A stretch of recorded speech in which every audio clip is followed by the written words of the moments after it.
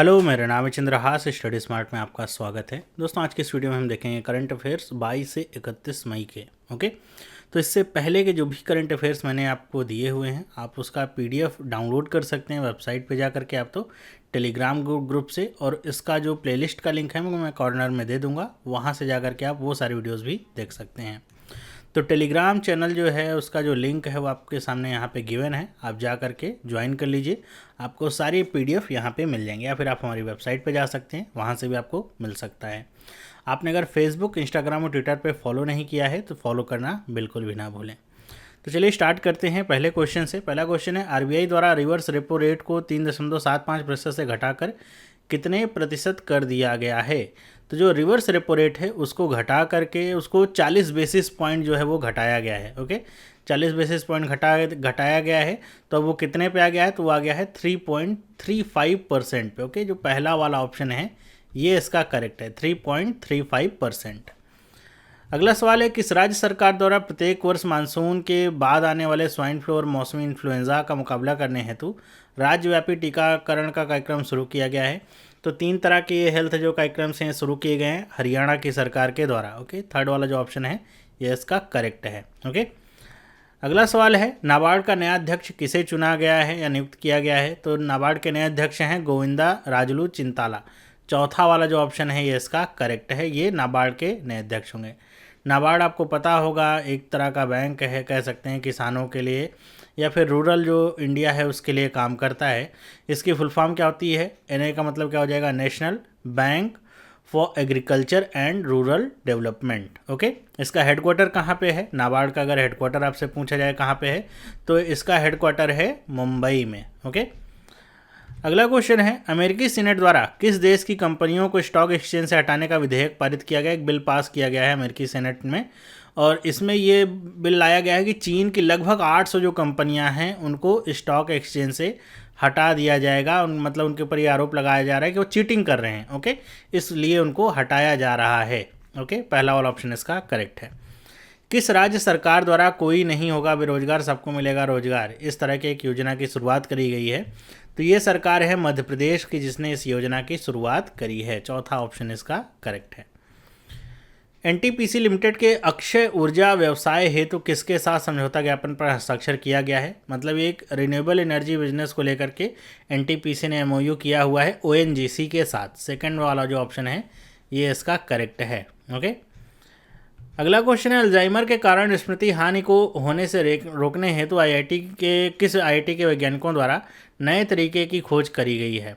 मतलब इनके द्वारा एक नया जो मेथड लाया जा रहा है जिससे अल्जाइमर की वजह से जो शॉर्ट टर्म मेमोरी लॉस हो जाता है, मतलब अभी आपने क्या है आप बोला था, आप सब भूल चुके होते हैं, थोड़ी देर में जो भी हुआ होता है आप भूल जाते हैं, फिर से आपको वापस याद दिलाना पड़ता है। तो ये ना हो, इसके लिए एक नए मेथड की तलाश की गई है आईआईटी गुवाहाटी के जो साइंटिस्ट हैं उनके द्वारा। ओके, सेकंड वाला जो ऑप्शन है ये इसका करेक्ट है। केंद्र सरकार ने चक्रवात प्रभावित बंगाल हेतु कितने करोड़ रुपए के राहत पैकेज की घोषणा करी है? अभी जो बंगाल में और उड़ीसा में तूफान आया था अम्फान, उसकी बात हो रही है, तो उस बंगाल के लिए 1000 करोड़ रुपए की घोषणा करी गई है, क्योंकि बंगाल में बहुत ज़्यादा तबाही मचाई इस तूफान ने। इसी के साथ यही क्वेश्चन अगर उड़ीसा के लिए हो कि उड़ीसा के लिए कितना पैकेज दिया है केंद्र सरकार ने, तो उड़ीसा के लिए 500 करोड़ का पैकेज दिया है। ओके, पहला वाला ऑप्शन इसका करेक्ट है। विश्व बैंक द्वारा किस भारतीय अर्थशास्त्री को दक्षिण एशिया में जलवायु परिवर्तन एवं आपदा प्रबंधन के महत्वपूर्ण पद पर नियुक्त किया गया है? अभी हाल ही में यहाँ पे दक्षिण एशिया में कह सकते हैं भारत आता है, तो उसमें तूफान वगैरह भी काफ़ी आ रहे हैं। अभी एक तूफान और आ रहा है जो कि गुजरात के तट पे टकराने वाला है। तो यहाँ पे कौन से भारतीय हैं जिनको वर्ल्ड बैंक ने नियुक्त किया है? किसमें नियुक्त किया है याद रखिएगा, इनको नियुक्त किया गया important position in climate change and disaster management in south Asia, इस पोजीशन पे। तो ये हैं आभास झा। चौथा वाला जो ऑप्शन है इसका करेक्ट है। ओके, कौन सा देश 2 महीने से कम समय के अंदर personal protective equipment, okay equipment, इसमें मतलब पीपी जिसको कहते हैं, का दुनिया का दूसरा सबसे बड़ा उत्पादक देश बन गया? पहला सबसे बड़ा कौन है? तो ये है चीन, ये फर्स्ट है। सेकंड नंबर पे कौन है? अब भारत हो गया है। पहले भारत में पीपी किट वगैरह बहुत नाम मात्र की बनती थी, लेकिन इन 2 से 3 महीनों में भारत पीपी जो किट्स होती हैं, जो पर्सनल प्रोटेक्टिव इक्विपमेंट्स आते हैं, जिसमें ग्लव्स भी होते हैं, मास्क भी होते हैं, जितनी भी तरह की इस तरह की प्रोटेक्टिव चीज़ें होती हैं, वो सब भारत बनाने में भारत अब दूसरे नंबर पे पहुंच गया है। सेकंड ऑप्शन इसका करेक्ट है। अमेरिका की निजी इक्विटी कंपनी केकेआर ने रिलायंस इंडस्ट्रीज लिमिटेड के जियो प्लेटफॉर्म्स में कितने करोड़ रुपए का निवेश करने की घोषणा करी है। याद रखिएगा, जो जियो प्लेटफॉर्म है अभी इसमें हाल ही में बहुत सारी अमेरिकी कंपनियों ने अलग अलग परसेंटेज के शेयर या फिर कह सकते हैं अलग अलग रुपए की इन्वेस्टमेंट करी है। तो उसी क्रम में केकेआर की बात हो रही है, इक्विटी कंपनी है, इसने 11,367 करोड़ रुपए की इसमें इन्वेस्टमेंट करी है। ओके, पहला जो ऑप्शन है ये इसका करेक्ट है। किस देश ने अपने पहले मानव रहित हेलीकॉप्टर ड्रोन का सफल परीक्षण किया है। तो ये देश कौन है, तो ये देश है चाइना। फोर्थ वाला ऑप्शन इसका सही है। ड्रोन अभी तक हम जानते ही थे, लेकिन ये एक हेलीकॉप्टर ड्रोन है, मतलब इस हेलीकॉप्टर को उड़ाने के लिए मनुष्य की आवश्यकता नहीं होगी, नीचे एक रिमोट कंट्रोल में बैठा आदमी इस हेलीकॉप्टर को उड़ा रहा होगा। और इसको जो चीन ने अभी हाल ही में इसका परीक्षण किया है, कहा जा रहा है कि सफल परीक्षण किया है। इसको जो तैनात करेगा चीन, ये भारत के बॉर्डर से सटा करके लद्दाख की जो सीमा है वहाँ पे इसको तैनात करने वाला है, ताकि वो जो सीमा है उसकी निगरानी कर सके, और या फिर कह सकते हैं सीमा में घुसने का प्रयास भी हो इसी के जरिए करेगा। भारत के अंदर भी आकर के जासूसी करने का प्रयास ये हेलीकॉप्टर करेगा। तो इस उद्देश्य से इसको तैयार किया गया है। किस राज्य सरकार द्वारा निवेश को आकर्षित एवं खेल गतिविधियों को बढ़ावा देने हेतु खेल को उद्योग का दर्जा दिया गया है। मतलब निवेश लाने के लिए खेल में और खेल की गतिविधियों को बढ़ाने के लिए जो खेल होते हैं उनको उद्योग का दर्जा दिया गया है। मतलब जो स्पोर्ट्स होंगे उनको इंडस्ट्री का दर्जा दे दिया गया है। ये कौन सी राज्य सरकार है, तो ये है मिजोरम की राज्य सरकार। सेकंड वाला जो ऑप्शन है इसका करेक्ट है। ओके, सुप्रीम कोर्ट के किस पूर्व न्यायाधीश द्वारा भारतीय विवाद समाधान केंद्र IDRC जो कागज रहित विवादान समाधान मुहैया कराता है उसका उद्घाटन किया गया। तो IRDC की फॉर्म क्या है, Indian dispute resolution centre. Okay, paperless यहाँ पे डिस्प्यूट रेजोल्यूशन प्रोवाइड किया जाता है। इसका उद्घाटन किया है AK सीकरी ने। थर्ड वाला जो ऑप्शन है इसका करेक्ट है। ओके, अमेरिका के किस टेनिस स्टार ने प्रोफेशनल टेनिस से संन्यास की घोषणा करी है। अमेरिका के टेनिस स्टार हैं जेमी हैम्पटन, जिन्होंने अपने करियर की समाप्ति या कह सकते हैं प्रोफेशनल करियर की समाप्ति की घोषणा करी है। कहाँ की हैं ये, अमेरिका की टेनिस स्टार हैं। केंद्र सरकार द्वारा कोणार्क सूर्य मंदिर के पूर्ण सौरकरण के लिए एक योजना शुरू की गई है, या किस राज्य में स्थित है। ये तो बड़ा आसान क्वेश्चन है। आपसे ऐसा क्वेश्चन भी पूछा जा सकता है, केंद्र सरकार ने कौन से मंदिर के पूर्ण सौरकरण के लिए एक योजना की शुरुआत करी है, या फिर रुपया कुछ दिया हुआ है इस योजना के लिए ताकि पूरी तरीके से उसका सोलराइजेशन किया जा सके। तो ये कोणार्क का सूर्य मंदिर है। याद रखिएगा इसको भी, क्वेश्चन में ये मतलब जो क्वेश्चन पूछा गया है इसी में एक आंसर आपके सामने छिपा हुआ है। अगर दूसरे तरीके से पूछा जाए कहाँ पर स्थित है, तो सभी को पता है ये उड़ीसा में स्थित है। चौथा वाला ऑप्शन इसका सही है। थंबनेल आपने देखा होगा तो उसमें सामने इसी की फ़ोटो लगी हुई है। फिक्की लेडीज़ ऑर्गेनाइजेशन FLO द्वारा किसे अपना नया राष्ट्रीय अध्यक्ष चुना गया है। तो अब नई राष्ट्रीय अध्यक्ष बनी है जानवी फुकन। थर्ड वाला जो ऑप्शन है इसका करेक्ट है। किस नदी पर ग्रैंड इथोपियन रेनेसेंस बांध का निर्माण किया जा रहा है। ये जो नया बांध है इथियोपिया ही इसको बना रहा है, नाम से पता चल रहा होगा। इसको शॉर्ट में GERD इस नाम से जाना जाता है। तो इसका फुल फॉर्म आपको याद रखना हो, ग्रैंड इथोपियन रेनेसेंस डैम है। ये बनने के बाद जो अफ्रीका का सबसे बड़ा डैम होगा, इसके अलावा विश्व का ये 7वां सबसे बड़ा डैम होने वाला है। ये नील नदी पे बनाया जा रहा है। पहला वाला जो ऑप्शन है इसका करेक्ट है। भारतीय सेना के किस अफसर एवं महिला शांतिदूत मेजर को संयुक्त राष्ट्र सैन्य gender advocate of the year के अवार्ड से सम्मानित किया जाएगा या फिर किया गया है। तो ये जो इनको सम्मान मिला है, ये सम्मान दिया गया है पीस कीपिंग अभियान के लिए, और ये हैं सुमन गवानी, मेजर सुमन गवानी हैं। इनको ये सम्मान दिया गया। इनका भी जो फ़ोटो है आप देखे होंगे थंबनेल पे, इन्हीं की फ़ोटो लगी हुई है। ओके, अगला सवाल है, विश्व इस्पात संघ द्वारा जारी वर्ल्ड स्टील रिपोर्ट के अनुसार भारत में क्रूड स्टील में कितने प्रतिशत की गिरावट पाई गई है। और ये जो आंकड़ा है ये अप्रैल महीने का है। ओके, अप्रैल महीने की बात हो रही है। अप्रैल महीने में कितने प्रतिशत की गिरावट हुई है। तो अप्रैल महीने में भारत में क्रूड स्टील के उत्पादन में 65% की गिरावट हुई है। थर्ड वाला ऑप्शन सही है। और इसका रीजन क्या था, अगर आपसे पूछा जाए कि इसका रीजन क्या था, किस वजह से गिरावट हुई, तो इसका रीजन था नेशनल लॉकडाउन। लॉकडाउन होने की वजह से ये सारी चीज़ें भी बंदी लगभग हो गई थी, तो केवल ज़रूरत भर का ही प्रोडक्शन यहाँ पे हो रहा था। किस देश के राष्ट्रपति ने ओपन स्काई संधि से अलग होने की चेतावनी दी है। तो ओपन स्काई संधि से अलग होने वाला देश है अमेरिका। अमेरिका आपको पता है आजकल हर एक चीज़ से अलग ही होता जा रहा है। लगता है कुछ दिनों बाद पूरा नॉर्थ कोरिया की तरह सेपरेट ही कंट्री बन जाएगा, जैसे World War I के पहले हुआ करता था। तो तो अमेरिका ने इससे अपने हाथ खींच लिए हैं। ओपन स्काई जो ट्रीटी है, ये ट्रीटी किसके बीच में थी? अमेरिका के बीच में, और 14-15 देश हैं इस ट्रीटी के अंतर्गत आते हैं, जो कि यूरोप के और देश हैं, और ये रूस वगैरह भी इसमें आता है।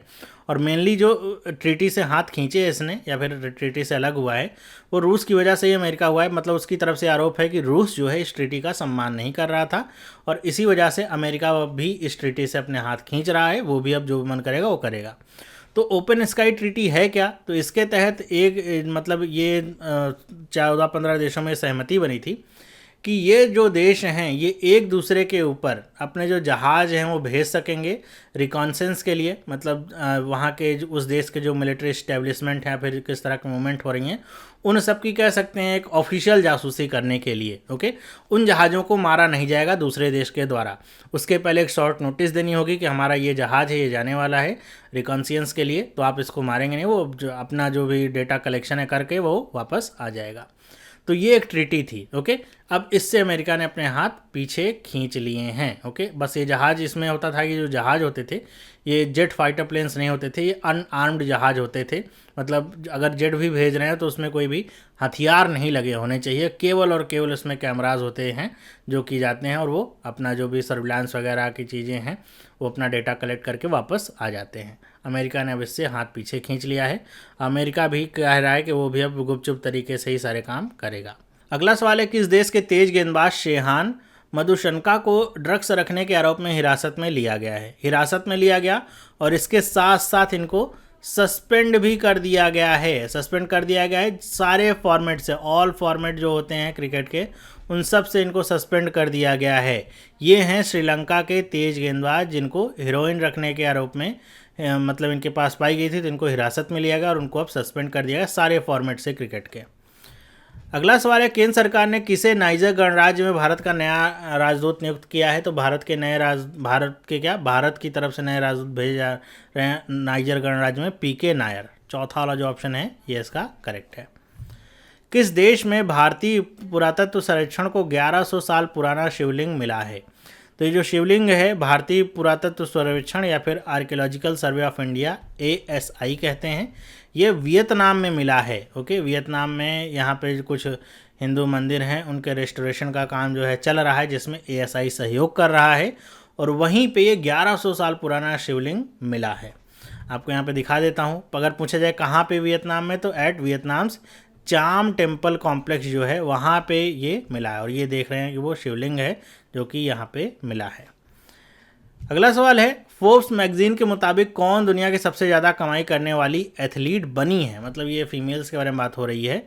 मेल में अगर बात करी जाए तो रोजर फेडरर हैं, जो कि मेल क्या ऑल ओवर अगर बात करी जाए तो रोजर फेडरर हैं नंबर 1 पोजीशन पे। ओके, और अगर फीमेल की बात करी जाए तो फीमेल में नाओमी ओसाका, ये जो हैं ये जापान की हैं, और ये बनी हैं नंबर 1 एथलीट। ओके, दुनिया में सबसे ज़्यादा कमाई करने वाली कंपनी ITC ने सनराइज फूड्स प्राइवेट लिमिटेड की कितने % हिस्सेदारी खरीदने पर सहमति जताई है? तो ITC जो कंपनी है, FMCG कंपनी है, ये सनराइज फूड लिमिटेड जो है, ये सनराइज जो कंपनी है, इसका पूरा 100% खरीदने वाली है। ओके, मतलब पूरी तरीके से ओवरटेक करेगी। किस राज्य सरकार ने लाख की खेती को कृषि गतिविधि घोषित करने के वन विभाग के प्रस्ताव को मंजूरी दी है? जो लाख की फार्मिंग होती है, लाख एक तरह के कीड़े होते हैं जो पेड़ों पे पाए जाते हैं, उनकी खेती करी जाती है। उनसे निकलने वाला एक तरल सा पदार्थ होता है जिसको जो सूखने के बाद उसको कलेक्ट किया जाता है, फिर बाद में आगे चल करके उसको प्रोसेस किया जाता है। जो ज्वेलरी इंडस्ट्री वगैरह होता है उसमें बहुत काम आता है। आप देखते होंगे लाख की जो चूड़ियाँ वगैरह होती हैं वो भी बनती हैं, बहुत सारी जगह पे काम आता है। तो ये जो लाख की खेती करने वाले जो किसान थे अभी तक वो एग्रीकल्चर में नहीं आते थे। ओके, तो इस वजह से उनको जो कृषि के तहत जो विभिन्न योजनाएं हैं उनका लाभ नहीं मिलता था। इसके अलावा जो लोन वगैरह था वो भी नहीं मिलता था। तो अब ये सब मिलेगा। छत्तीसगढ़ की जो सरकार है उसने इस योजना को, वन विभाग की योजना है, इसको मंजूरी दे दी है। केंद्रीय सड़क परिवहन एवं राजमार्ग मंत्री नितिन गडकरी द्वारा वीडियो कॉन्फ्रेंस के माध्यम से किस राज्य में चंबा सुरंग का उद्घाटन किया गया है? तो चंबा सुरंग का उद्घाटन किया है उत्तराखंड में। नितिन गडकरी ने वीडियो कॉन्फ्रेंसिंग के माध्यम से इस सुरंग का उद्घाटन किया गया है। अगर आपसे पूछा जाए ये सुरंग कौन से परियोजना के तहत बनी है, तो ये सुरंग जो बनी है ये 4 धाम जो परियोजना है भारत सरकार की उसके तहत इसको बनाया गया है। और इस सुरंग के बन जाने की वजह से जो पहले रास्ता आधे घंटे में तय होता था वही रास्ता अब केवल 10 मिनट में तय हो जाएगा। ओके, और इस सुरंग को बनाया है बॉर्डर रोड ऑर्गेनाइजेशन ने, BRO ने इसको बनाया है। इसी लॉकडाउन में इसको बना करके तैयार किया गया है। भारतीय भारोत्तोलन महासंघ द्वारा खेल रत्न पुरस्कार प्राप्त किस पूर्व विश्व चैंपियन का नाम अर्जुन पुरस्कार के लिए भेजा गया है, मतलब उनका नॉमिनेशन किया गया है? तो ये है मीराबाई चानू। मीराबाई चानू को ये जो पुरस्कार है इसके लिए नामित किया गया, मिला नहीं है, अभी भेजा गया है। महाराष्ट्र में 450 किलोमीटर के राज्य राजमार्गों एवं प्रमुख जिला सड़कों को बेहतर बनाने हेतु 17.7 करोड़ डॉलर के ऋण को मंजूरी किसके द्वारा मिली है? 177 मिलियन डॉलर का जो ऋण है ये दिया गया है ADB के द्वारा। थर्ड वाला जो ऑप्शन है इसका सही, एशियाई विकास बैंक ने इस ऋण को मंजूरी दी है। ओलंपिक चैनल आयोग का सदस्य किसे नियुक्त किया गया है? तो ओलंपिक चैनल आयोग के अध्यक्ष के सदस्य के रूप में नियुक्त किए गए हैं नरेंद्र बत्रा। ओके, सदस्य बनाए गए हैं। चौथा वाला जो ऑप्शन है ये इसका करेक्ट है। भारतीय प्रतिभूति एवं विनिमय बोर्ड मतलब सेबी की बात हो रही है। सेबी ने NHI पर जो है कुछ इस तरह के वित्तीय परिणामों की घोषणा का समय पर घोषणा नहीं करी या खुलासा नहीं किया, इस वजह से उनके ऊपर फाइन लगाया। कितने लाख रुपए का फाइन लगाया है? 7 लाख रुपए का फाइन लगाया है। ओके, पहला वाला जो ऑप्शन है इसका करेक्ट है। रेलवे द्वारा एडवांस आरक्षण की अवधि 30 दिन से बढ़ाकर कितने दिन कर दी गई है? तो पहले 30 दिन था, अब इसको बढ़ा करके 120 दिन के लिए कर दिया गया है। ओके, विश्व मौसम विज्ञान दिवस किस दिन मनाया जाता है? तो विश्व मौसम विज्ञान दिवस हर वर्ष 20 मई को मनाया जाता है, वर्ल्ड मेट्रोलॉजी डे। इसकी इस बार की थीम क्या है? मेजरमेंट्स फॉर ग्लोबल ट्रेड, ये इसकी 2020 की थीम है। अंतर्राष्ट्रीय चाय दिवस किस दिन मनाया जाता है? तो इंटरनेशनल टी डे मनाया जाता है हर वर्ष 21 मई को। सेकंड वाला जो ऑप्शन है ये इसका करेक्ट है। ओके, और ये जो डे है ये 4 साल पहले से ही मनाया जाना शुरू हुआ है।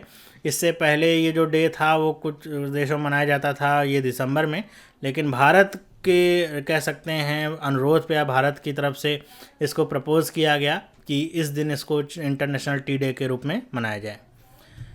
इसकी इस बार की थीम क्या है? Harnessing benefits for all from field to cup, ये इसकी इस बार की थीम है। संवाद और विकास हेतु विश्व सांस्कृतिक विविधता दिवस कब मनाया जाता है? World day for cultural diversity for dialogue and development, ये मनाया जाता है हर वर्ष 21 मई को।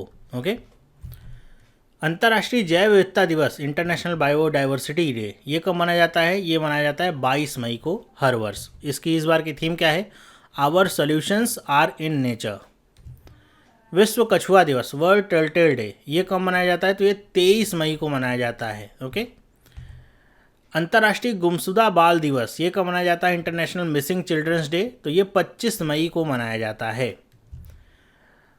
फिर अगला है कि when is United Nations peace keeping international day celebrated, तो ये जो पीस कीपिंग वाला डे है ये कब मनाया जाता है? तो ये 29 मई को मनाया जाता है हर वर्ष। इसकी इस बार की थीम क्या है? Women in peace keeping a की टू पीस, ये इसकी थीम है। ये सब इंपॉर्टेंट थीम जो है वो मैं आपको यहाँ पे लिख के बता रहा हूँ, याद रखिएगा। अगला सवाल है विश्व भूख दिवस वर्ल्ड हंगर डे कब मनाया जाता है? ओके, तो ये आपके लिए होमवर्क के तौर पे क्वेश्चन दे रहा हूँ, अगर आपको पता है तो आप कमेंट करके बताइएगा वर्ल्ड हंगर डे कब होता है। इसके साथ साथ हंगर इंडेक्स में भारत की रैंक क्या है वो अगर आप पता होगा तो वो भी आप कमेंट करके बताइएगा। तो ये थे करंट अफेयर के कुछ इंपॉर्टेंट आपके सामने क्वेश्चंस जो आपके एग्जाम में आ सकते हैं अगर आप तैयारी कर रहे हैं एग्जाम की। आपको वीडियो अगर अच्छा लगा हो तो वीडियो को लाइक करिए, अपने दोस्तों के साथ शेयर करिए ताकि ज़्यादा से ज़्यादा लोगों तक वीडियो पहुंच सके। और आप चाहते हैं इस तरह की वीडियोज़ और आपको मिलती रहे तो आप चैनल को सब्सक्राइब करना बिल्कुल भी ना भूलें। और आप टेलीग्राम चैनल पर जा करके ज्वाइन कर लीजिए जिससे आपको इसकी PDF वहाँ पर आसानी से मिल जाएगी। अब मिलते हैं नेक्स्ट वीडियो में, तब तक के लिए have a nice day and bye.